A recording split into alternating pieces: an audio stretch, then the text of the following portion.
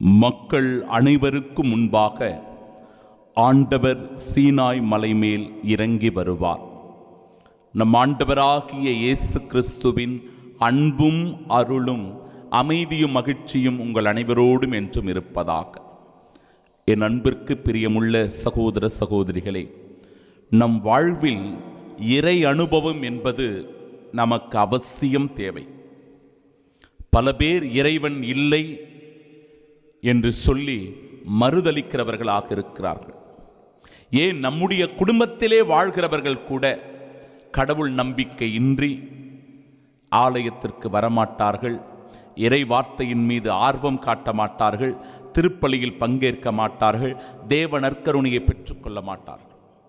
திருமுழுக்கு பெற்ற ஒரு கிறிஸ்தவர், பல ஆண்டு காலமாக தலைமுறையாக கிறிஸ்தவ குடும்பத்திலிருந்து வந்திருக்கிற ஒருவர், அவரே கூட சில நேரங்களில் இப்படிப்பட்ட செயல்களில் ஈடுபடுவதை பார்க்கலாம். கோயிலுக்கே வரமாட்டார், நம்ம குடும்பத்திலே இருக்கிறாங்க. என் அன்பு சகோதர சகோதரிகளே, இறை அனுபவம் என்பது ஒவ்வொருவருடைய வாழ்க்கையிலும் இருந்து உணர்ந்து கொள்ளப்பட வேண்டிய ஒன்று. என் வாழ்க்கையில் தனிப்பட்ட விதத்தில் என்ன இறை அனுபவத்தை நான் பெற்றிருக்கிறேன்? இறைவனோடு இணைந்திருக்கின்ற நேரங்கள் எவ்வளவு? கடவுளை நினைத்து செபிக்கின்ற தருணங்கள் என்ன? கடவுளுடைய அனுபவத்தை பெறுவதற்காக ஆண்டவருடைய வார்த்தையை வாசிக்கிறேனா?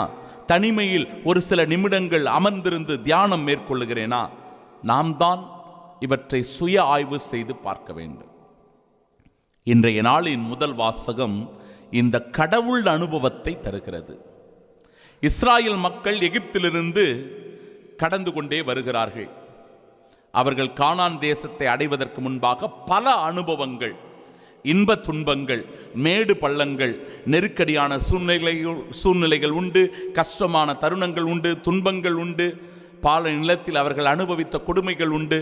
இவை அத்தனைக்கும் மத்தியில் ஆண்டவர் அவர்களை அற்புதமாய் வழிநடத்தி வருகிறார். இந்த நாளினுடைய முதல் வாசகத்தில் ஆண்டவர் அவர்களுக்கு வெளிப்படுத்தி காண்பிக்கின்ற அந்த அனுபவம் என்பது மிகவும் சுவாரஸ்யமானது. எல்லோரையும் தயார்படுத்துகிறார். நீங்கள் ஆண்டவருடைய குரலை கேட்கப் போகிறீர்கள், ஆண்டவருடைய அருளில் நனையப் போகிறீர்கள், அவருடைய ஆசீரை பெற்றுக்கொள்ளப் போகிறீர்கள். எனவே இஸ்ராயல் மக்களே, நீங்கள் அதற்கு தயாராக இருங்கள். உங்களை தூய்மைப்படுத்திக் கொள்ளுங்கள். 3 நாட்கள் சுத்த போசனத்தை கடைபிடியுங்கள். அதன் வழியாய் இறைவன் உங்களோடு உறவாடுவதை, இறை அனுபவத்தை நீங்கள் பெற்றுக்கொள்வதை உணர்ந்து கொள்ள முடியும் என்று சொல்லி மோயிசன் இஸ்ராயல் மக்கள் அனைவரையும் அந்த இறை அனுபவத்திற்கு தயார்படுத்துவதை பார்க்கிறோம். 3ஆம் நாள் பொழுது புலரும் நேரத்தில் பேரிடி முழங்கியது. இதுதான் ஆண்டவருடைய அந்த அனுபவம். பேரிடி முழங்கியது, மின்னல் வெட்டியது, மலை மேல் மாபெரும் கார்மேகம் வந்து கவிழ்ந்தது, எக்கால பேரொளி எழுந்தது. இதனால் பாளையத்திலிருந்து அனைவரும் நடுநடுங்கினர். கடவுளை சந்திப்பதற்காக மோசே மக்களை பாளையத்திலிருந்து வெளிவரச் செய்தார். அவர்களும் மலையடிவாரத்தில் வந்து நின்றார்கள். சீனாய் மலை முழுவதும் புகைந்து கொண்டிருந்தது. ஏனெனில் ஆண்டவர் அதன் மீது நெருப்பில் இறங்கி வந்தார். அதன் புகை தீச்சுளையிலிருந்து எழும் புகை போல் தோன்றியது. மலை முழுவதும் மிகவும் அதிர்ந்தது. எக்கால முழக்கம் எறும்பி வரவர மிகுதியாயிற்று. மோசே பேசிய போது கடவுளும் இடி முழக்கத்தில் விடையளித்தார். ஆண்டவர் சீனாய் மலை மேல் அந்த மலை உச்சியில் இறங்கி வந்தார். இந்த அனுபவத்தை இஸ்ராயல் மக்கள் அனைவரும் பெற்றுக்கொண்டார்கள். உண்மையிலேயே ஆண்டவர் தான் எங்களை வழிநடத்தி வருகிறார், ஆண்டவர் தான் எங்களுக்கு நிறைவை தந்திருக்கிறார், ஆண்டவர் தான் இந்த கானான் தேசத்திற்கு எங்களை கொண்டு போய் சேர்க்கப் போகிறார் என்கிற அனுபவமானது அவர்களுக்குள் பிறக்கிறது. அந்த நம்பிக்கையை ஊட்டுகின்ற நிகழ்வாக இந்த நிகழ்வு அமைந்திருக்கிறது. சகோதர சகோதரிகளே, இன்றைய நாளினுடைய நற்செய்தி வாசகம் 2 வகையான மனிதர்களை பிரித்தறியக்கூடிய நிலையை நமக்கு சொல்லுகிறது. நீங்கள் உங்கள் காதால் தொடர்ந்து கேட்டும் கருத்தில் கொள்வதில்லை, உங்கள் கண்களால் பார்த்து கொண்டே இருந்தும் உணர்வதில்லை. இம்மக்களின் நெஞ்சம் கொழுத்து போய்விட்டது. காதும் மந்தமாகிவிட்டது. இவர்கள் தம் கண்களை மூடிக்கொண்டார்கள். எனவே கண்ணால் காணாமலும் காதால் கேளாமலும் உள்ளத்தால் உணராமலும் மனம் மாறாமலும் இருக்கிறார்கள். நானும் அவர்களை குணமாக்காமல் இருக்கிறேன். சில நேரங்களில் நாம் நன்மைகளை பெற்றுக்கொள்வதில்லை. சில நேரங்களில் நம்முடைய மன்றாட்டுக்கள் விண்ணப்பங்களுக்கு ஆண்டவர் பதில் தருவதில்லை. சில நேரங்களில் நாம் எவ்வளவுதான் ஆண்டவரிடத்தில் உருக்கத்தோடும் வேண்டி வேண்டி மன்றாடினாலும் கூட நமக்கு பதில் கிடைப்பதில்லை.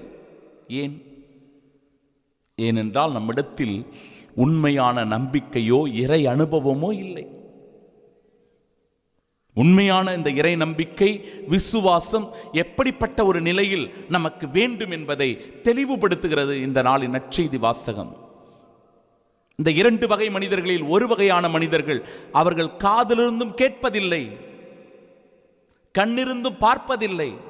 அவர்கள் மனம் குழப்பத்திலேயே இருக்கிறது. நிம்மதியற்ற மனிதர்களாக இருக்கிறார்கள்.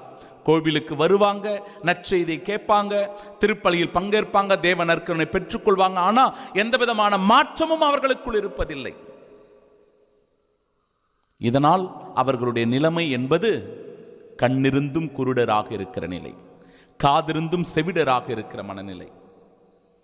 அதே நிலையில் ஆண்டவர் இன்னொரு வகையான மனிதர்களை பற்றியும் பேசுகிறார். உங்கள் கண்களோ பேறு பெற்றவை, ஏனெனில் அவை காண்கின்றன.